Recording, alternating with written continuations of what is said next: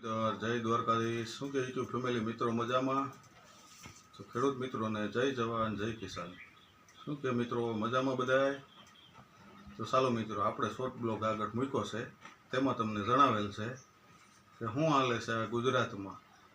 તો પબ્લિકને તો ખબર જ છે મિત્રો શું હાલે છે, પબ્લિક બધું જાણે છે કે આપણા માનનીય મંત્રી મોદી સાહેબ ગુજરાતના પ્રવાસે છે હમણાં, ને મોદી સાહેબ કાલે સોમનાથ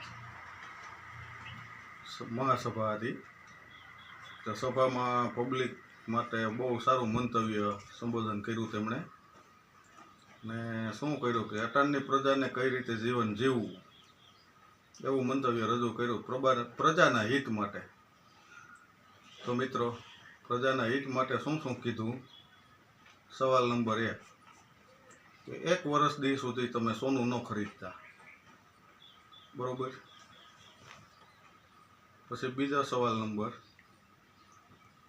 કે તમે વિદેશ જવાનું પ્રવાસ ખેડવાનું રદ રાખજો।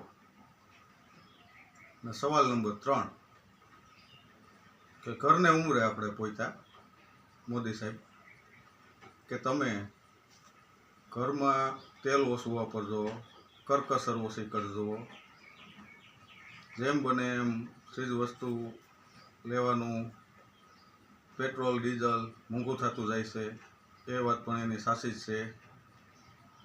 તે ખેડૂતને અને પ્રજાના હિત માટે બહુ સારું પ્રવચન આપ્યું છે મોદી સાહેબે।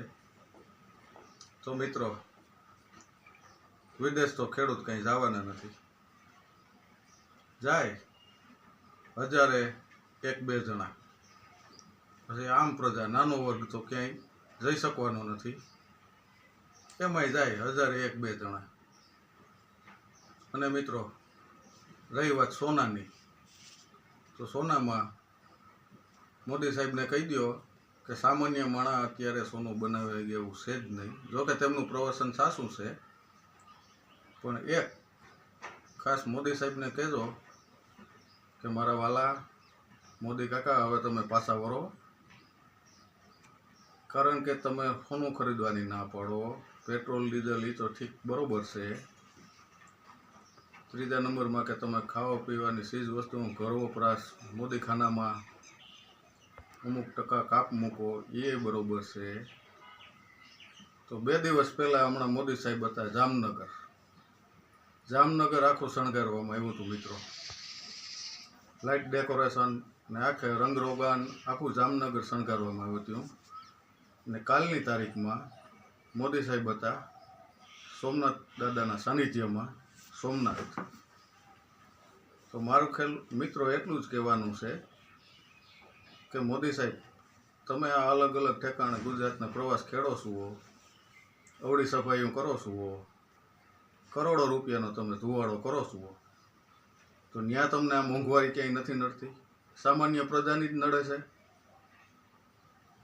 આ વિડીયો તમે મિત્રો મારો એક શબ્દ પણ ખોટો હોય તો તમે ખાસ કરીને કમેન્ટ કરજો કે ભાઈ તમે ખોટું બોલ્યા છો।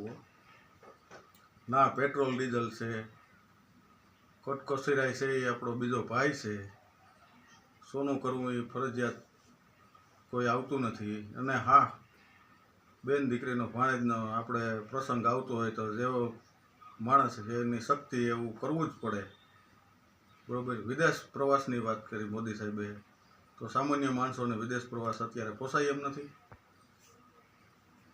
તો મોદી સાહેબને કહો અને આંખો ખોલો જરાક મોદી સાહેબ કે તમે આ એક ડેપોમાંથી કેટલી એસટી તમે ફાળવી હતી, ને કેટલા સરકારી વાહનો, પોલીસ સ્ટાફની કેટલી ગાડીઓ, સરકારી વાહનો ટોટલી તમે જામનગર ને સોમનાથ 2 દિવસનો પ્રવાસ ખેડો 2 જિલ્લામાં, તો તમે કેટલા રૂપિયાનો ધુવાડો કર્યો? એમાં કોઈને મોંઘવારી નથી નડતી? સામાન્ય માણસને ખેડૂત એને જ બધી મોંઘવારી નડે છે।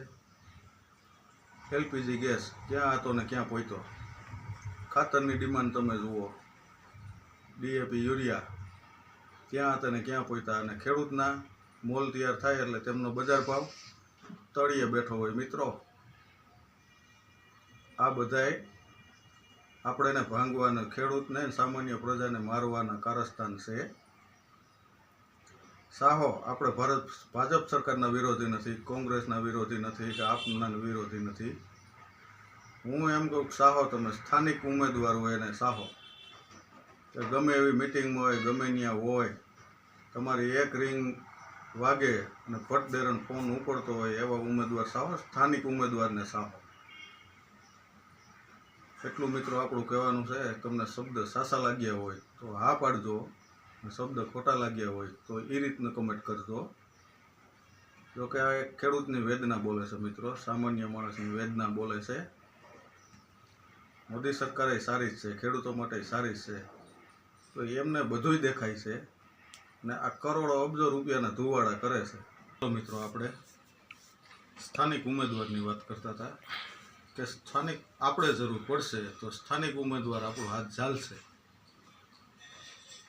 આપણે ગામમાં હોય તો સરપંચની જરૂર પડે, મંત્રી સાહેબની જરૂર પડે, તાલુકામાં, જિલ્લામાં ને આપણે મોદી સાહેબ પાસે ડાયરેક્ટ જઈ શકવાના નથી. આપણો હાથ કોણ પકડશે, બાવડું કોણ પકડશે, તો કે સ્થાનિક ઉમેદવાર. તો આપણું કહેવાનું એ છે મિત્રો કે આપણે ભાજપને નકારતા નથી, કોંગ્રેસને નકારતા નથી, આમ આદમી પાર્ટીને નકારતા નથી, પણ સ્થાનિક ઉમેદવાર જુઓ તમારું હાથ બાવડું કોણ ચાલે છે. એ જ આપણે નરેશ આવ્યા છે અને એ જ આપણે નરેશ આવશે. બાકી રહી ભાજપની, કોંગ્રેસની કે આપની વાત, જે થયું છે એ સારું થયું છે અને જે થવાનું છે એ સારું થશે. 2027 નજીક આવી રહી છે. પબ્લિક કાંઈ ગાંડી નથી, પબ્લિક બધું જાણે છે. તો ચાલો મિત્રો, આપણા વિડીયોને આપણે એન્ડ આપીએ છીએ. વિડીયો સારો લાગે તો લાઇક, શેર, સબસ્ક્રાઈબ જરૂર કરજો. નવા મિત્રો રીતે ખાસ કરીને બેલ આઇકન દબાવી દેજો. સમજે એને વંદન અને ન સમજે એને અભિનંદન. ડાયરાને જય મુરલીધર, જય દ્વારકાધીશ.